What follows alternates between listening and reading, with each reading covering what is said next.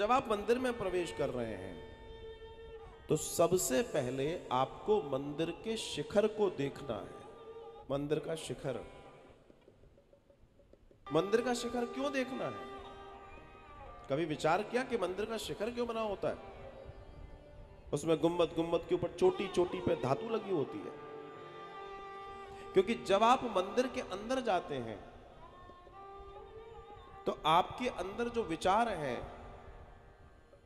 अर्थात जो ऊर्जा है वो दो भाग में बंटती है।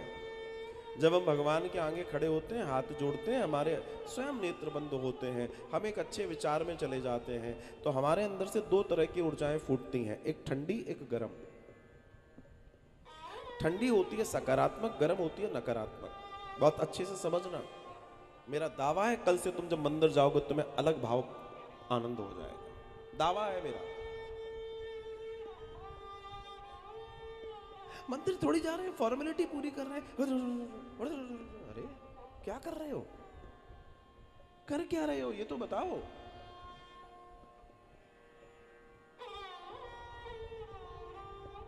तो दर्शन है कि जब हम अंदर खड़े होते हैं तो जो ऊर्जा फटती है हमारे अंदर से, तो जो गर्म है, जो गर्म मतलब नकारात्मक विचार, नेगेटिव एनर्जी, गलत विचार, वो ऐसे ऐसे घूमता है और वो जो ऊपर चोटी बनी है वो पिरामिड है, वो उस ऊर्जा को खींच रहा है, ऊपर खींच रहा है।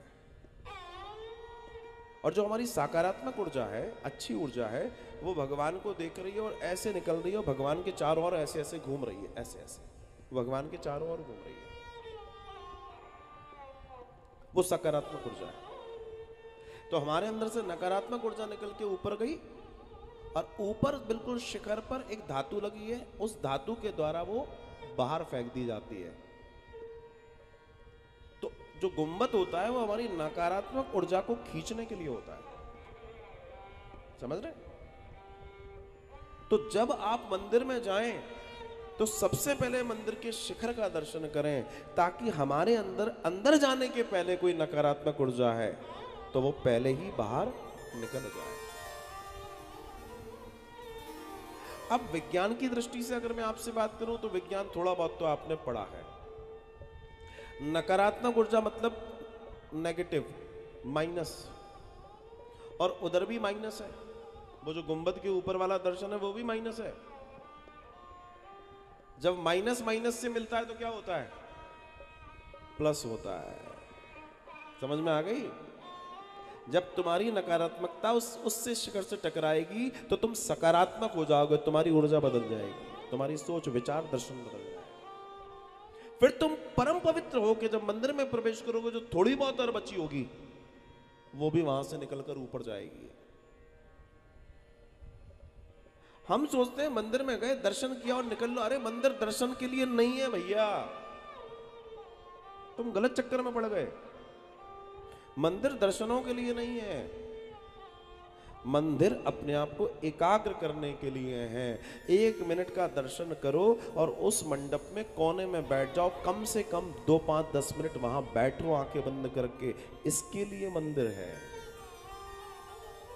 जब आप उस ऊर्जावान जगह पर आपने समय नहीं गुजारा तो आपको मिलेगा क्या? आप तो आयाराम और आपको मिला नहीं कुछ। मतलब आप अमृत कुंड के पास जाकर भी प्यासे आ गए। तो ये गलती हम लोग कर रहे हैं। अब आप भगवान शिवालय गए तो शिवालय में आप क्या करें? आप गए, आप सबसे पहले वो देखिए, फिर देहरी को प्रणाम कीजिए, और अगर वहां पर घंटा है तो उसको जरूर बजाइए। और जब आप घंटा बजाएं, कई लोग क्या करते हैं, घंटा ऐसे बजाते हैं कि बस 2 पैर आगे, मतलब फॉर्मेलिटी है। नहीं, ये फॉर्मेलिटी नहीं है। जब हम घंटा बजाते हैं तो उसके ठीक नीचे हम खड़े हों, ठीक नीचे, और कृपा करके ऐसी जगह मिल जाए कि जहां भीड़ ना हो। तो जब आप घंटा बजाएंगे और आंख बंद करके खड़े होंगे तो उसकी जो गुंजा निकल रही है वो आपके शीश से टकराती है और आपके आध्यात्मिक चेतना को मजबूत करती है। इसलिए वो घंटे टांगे हैं, ऐसे ही पीतल बर्बाद नहीं हो रही, उसके पीछे विज्ञान है। दौड़ लगा रहे मैराथन की, मंदिर हो आए, हो आए।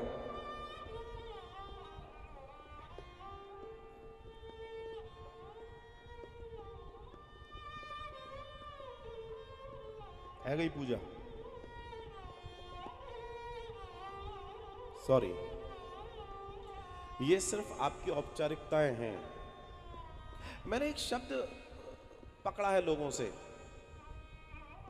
अब आप तो जानते हैं कि घर में इतने कामकाज होते हैं, उसके बाद फिर पूजा भी करनी पड़ती है। पड़ती है मतलब इतना कष्ट है तुम्हें पूजा का?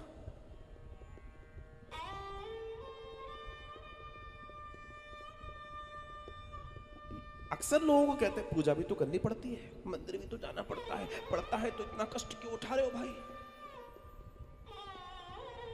और तुम्हारे इस शब्द से पता पड़ रहा है कि तुम फॉर्मेलिटी कर रहे हो, तुम्हें प्रेम व्रेम नहीं है। क्षमा कीजिएगा, कड़वा लगेगा, मगर वास्तविकता यही है। वास्तविकता यही है। और जब आप जा रहे हैं, देवता को देख रहे हैं, मान लीजिए आप शिव पर ही जा रहे हैं और आप जल चढ़ा रहे हैं, तो आपका पूरा ध्यान उस धारा से, जैसे वो धारा गिर रही है ना लोटे से, उस धारा से तुम्हारे नेत्र भी शिवलिंग पर जाकर गिरे, टकराए।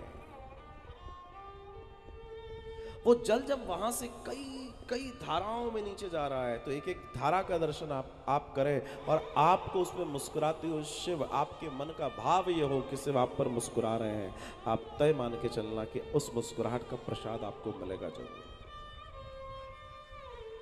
लेकिन हम लोग उसे समझते ही नहीं, उसे जानते ही नहीं, उस विचार को हमने कभी किया ही नहीं है। हम तो बस अपना प्रेम दीजिए, अपने अंदर का भाव भगवान को दीजिए। कुछ नहीं है, आपके पास भाव तो है। फूल नहीं हो सकता, प्रसाद नहीं हो सकता, माला नहीं हो सकती, कुछ नहीं हो सकता, भेंट नहीं हो सकती, दक्षिणा नहीं हो सकती, भाव हो सकता है महाराज। आप अपने भाव को तो भगवान को दे सकते हैं, किसने मना किया? लेकिन हमसे बड़ी भारी गलतियां हो रही हैं।